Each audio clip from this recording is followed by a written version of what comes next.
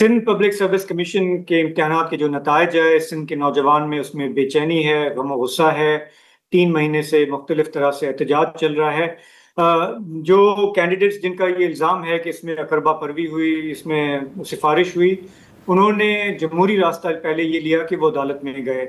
Mid मई में वो गए, सिंध हाई कोर्ट में गए।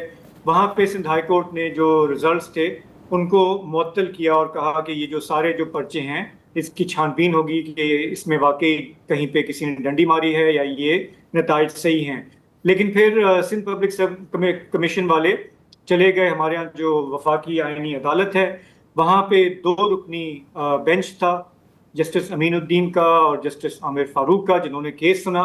और उन्होंने फिर सिंध पब्लिक सर्विस कमीशन के समझे एक तरह से हक में फैसला करके उन्हें कहा कि जी आप प्रोसीड करें जो भी आपने अपॉइंटमेंट्स की हैं, और इसको हम बाद में देखेंगे।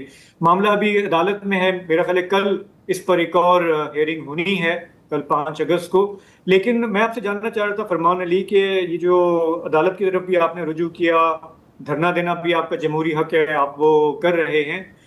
लेकिन ये निज़ाम जिसके बारे में हुकूमत के अपने वज़रा कह रहे हैं कि कोलैप्स कर चुका है, आपको कहाँ उम्मीद की किरण नजर आती है कि इस जद्दोजहद में आपको कहीं से रिलीफ मिलेगा, कहीं से कोई सुनवाई होगी?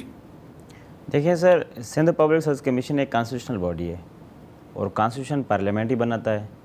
तो पहले तो हमारे पास इतने ज़्यादा ऑप्शन ही नहीं है कि हम कहाँ से उम्मीद लगाएं, लेकिन फिर भी अगर जो है ना होप अगेंस्ट होप, तो फिर वो पार्लियामेंट से ही हो सकती है कि जी आप इस मामले पे इंटरवीन करें।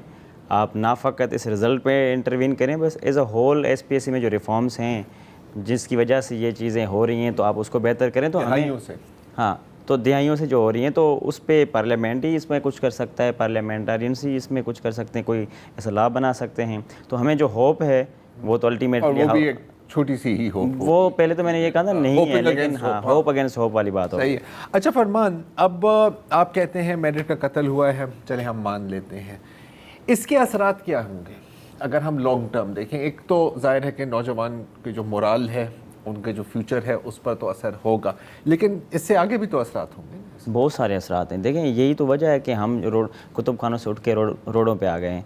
इसके सर असरात हमारी पूरी सोसाइटी पे पड़ते हैं। इमीडिएट विक्टिम्स तो चलो वो लोग होते हैं जो जिनको नौकरी नहीं मिली, चलो वो बेरोज़गार हो गए, आपकी पहले ब्रेन ड्रेन होगी, आपके लोग यहाँ से चले जाएंगे, ठीक है। अब हर चीज़ का ये सोल्यूशन नहीं है कि जी आप अभी कॉलोनियल ज़माने में रह रहे हैं और आप ये नौकरी ना करें, आप फ़ॉरेन चले जाएं। हर प्रॉब्लम का सोल्यूशन फ़ॉरेन नहीं है, और हर बंदा जा भी नहीं सकता। और हमें अपने इदारों को भी तो बेहतर करना है ना, एवोल्यूशनरी प्रोसेस तो गुजरना है ना, नेशन बिल्डिंग भी तो करनी है, इदारों को बेहतर बनाना है। नंबर 1 कि आपकी ब्रेन ड्रेन होगी। नंबर दूसरी बात कि आपके जो मतलब वो फंडामेंटल राइट्स हैं वो भी आपसे छीन जाएंगे। मिसाल के तौर पे इसकी एक नेरो लेवल पे बात करते हैं। आप एक खातून है, एक लड़की है, उसको मुझे एक इनबॉक्स भी आया था कि जी मेरे 92 नंबर्स थे, मुझे नौकरी नहीं दी गई आउट ऑफ 100, एक 1 पेपर एग्ज़ाम था। मिसाल के तौर पर अगर इस तरह का कोई केस होता है, उनको नौकरी नहीं मिलती, तो फेमिनिज़म पे असर पड़ता है किस तरीके से। जी देखें, आप पहले ऑलरेडी बहुत लिमिटेड अपॉर्चुनिटीज़ हैं वेमेन को यहाँ पे हमारे कंट्री में, फिर वो नौकरी के मामला, हरासमेंट वाले मामला, लेकिन फिर भी आप अगर नौकरी, फिर वो जो उनके कोटा है वो भी अगर बेच देंगे तो जिसका क्या बचेगा? हाँ, क्या बचेगा? तो ये आपका फेमिनिज़म पे असर हुआ। क्लाइमेट चेंज पर इस चीज़ का असर है, और मैं समझता हूँ ये बड़ा वो मैं आपको बता देता हूँ। 2022 की बारिशें हम सबको याद हैं। थोड़ी सी बारिशें हुई 15-20 दिनों की, और हमारे पूरे जो है नियरली 1/3 पाकिस्तान जो था वो अंडर वाटर था। वो यूएनओ के जो है सरबराह भी यहाँ पे आए थे। अब बारिशें तो हुई, लेकिन जो घर डैमेज हुए थे ना, वो फ्लड की वजह से इस तरह नहीं थे कि मतलब दरिया ओवरफ्लो हुआ और फिर वो जो घर डैमेज हो गए थे। मेरा भी घर डैमेज हुआ था। अब उसके पीछे इमीडिएट रीज़न ये थी कि वो जो एरीगेशन इंजीनियर्स होते हैं वो डिसिल्टेशन नहीं करते उनकी कैनाल्स की, ठीक है। जब वो डिसिल्टेशन नहीं करते एनुअल, तो वो जो है ओवरफ्लो करता है। अब वो डिसिल्टेशन क्यों नहीं करते, उसके पीछे बात यह है कि वो जब 10 करोड़ 11 करोड़ भर के वो नौकरी लेते हैं, तो वो उन्होंने डिसिल्टेशन करके क्या करना है। तो दिस इज़ द हाउ। देखिए, क्लाइमेट चेंज का हम इम्पैक्ट तो हमारे कंट्री और Pakistan is vulnerable to most vulnerable, but हम जो है ये सेल्फ इन्फ्लिक्टेड बाउंड भी है, हम खुद भी उस चीज़ को एक्सैजरेट करते हैं कि तो मतलब सिर्फ मेरिट का कत्ल तो नहीं है ना, फिर तो लॉन्ग टर्म में मुल्क का कत्ल है। एग्जैक्टली यही है, एग्जैक्टली यही। एक वक्त कम है, मैं एक आखिरी सवाल आपसे पूछना चाह रहा हूँ। अब आप क्योंकि आपकी मौजूदगी का फ़ायदा उठाते हुए मैं आपको, एक तो सिंध के नौजवान, या बल्कि मेरा ख्याल है कि पूरे मुल्क के नौजवान के कमोपेश मसाइल एक ही हैं जी। आप अपना क्या फ्यूचर देख रहे हैं?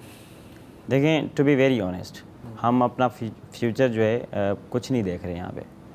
अब ऐसा नहीं है कि हम ये यहाँ पे बैठ के बड़ी बड़ी बातें कर दूँ, उसकी वजह ये है, हम इस वजह से नहीं देख रहे हैं कि भाई पहले तो हमारे पास स्किल्स नहीं है, मतलब यूथ को आपने स्किल्स नहीं दी। हमने जो सिलेबस पढ़ा वो पता नहीं किस ज़माने में वो बना तो हुआ छोड़ था। दें, वो तो 90 की दिहाई में आउटडेट हो गया। हाँ, अब वो वाला, अब ये 21वीं सदी में हम पढ़ रहे हैं, तो वो जैसे युवाल नोह हरारी ने कहा है ना कि 21 lessons for the 21st century में, वो कह रहे थे कि भाई आप डिजिटल इक्वलिटी दे दें लोगों को, तो हमें तो पुरानी वाली इक्वलिटी नहीं मिल रही, तो वो किस तरीके से हमें मिलेगी? तो हमारा फ्यूचर हमें नज़र नहीं आ रहा यहाँ पे, टू बी वेरी फ्रैंक। उसकी वजह ये है, यहाँ पे गिलास सीलिंग है, यहाँ पे फ्यूडल सिस्टम है।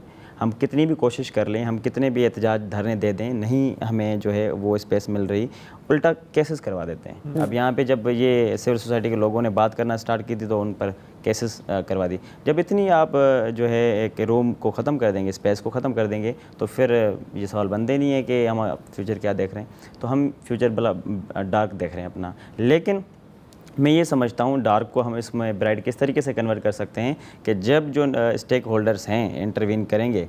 मैं समझता हूँ ये SPSC वाला मामला नेशनल सिक्योरिटी थ्रेट है, नेशनल सिक्योरिटी थ्रेट है ना। आप जब यूथ को एलिनेट करेंगे तो बचेगा क्या? बिल्कुल। और Pakistan is one of few countries के जिसके पास इतनी ज़्यादा यूथ है, आप उसको एलिनेट करेंगे तो ये नेशनल सिक्योरिटी का इशू है। और हमने पूरे खित्ते में मिसालें देखी। हाँ, जब ये नेशनल सिक्योरिटी का थ्रेट है तो हम ये समझते हैं कि फिर स्टेक होल्डर्स जो हैं सिक्योरिटी को देखते हैं, फिर उन चीज़ों वो भी इस मामले में इंटरवीन करें कि जी आप क्या, कि मतलब सीरियसली लो, इससे पहले कि वक्त ख़त्म हो जाए। एग्जैक्टली यही है।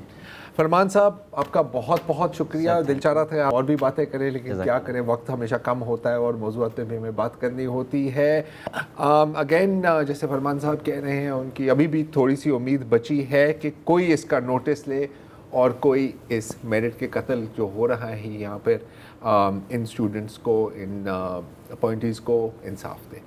एक वक्फा दे।